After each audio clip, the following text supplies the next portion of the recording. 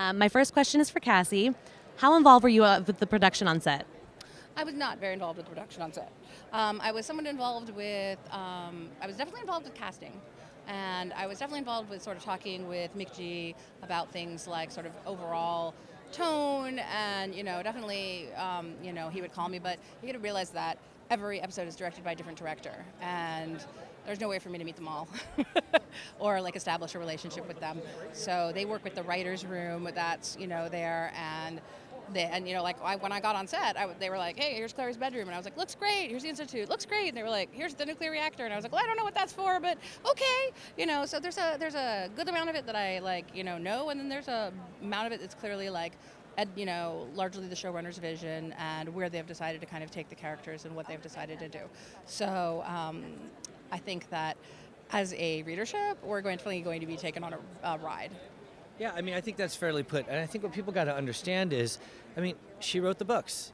And in television is a showrunner's medium. It's not a director's medium. It's a showrunner's medium, and I say that with the greatest respect to the showrunners. If you like Game of Thrones, it's Benioff and Weiss. Those guys are doing their thing, man, and the buck stops with them. And our guy's Ed Decter, and he's doing the best he can, and I believe he did a great many things right, and he's trying to interpret the essence of what she put forward. And I think there'll be some passionate conversation along the way about, oh, this is more of this, and the nature of Magnus's magic is this, and this part, and the more glitter, and what have you. But that's what makes a horse race, and we look forward to it all. And I think what matters most is the fandom understands we are really, really trying, and we really, really respect them. And furthermore, I reflect on the first season, I'm dating myself, of Seinfeld. They hadn't really found their rhythm yet. You know what I mean? And then they went on to find their rhythm, and that's the beauty of television, that it evolves. As we have this conversation, we have not even finished the pilot episode yet. I'm studying all of you. So I'm garnering clues of what I can do to go back and take it higher still. So it's very, very amorphous, and it continues to evolve.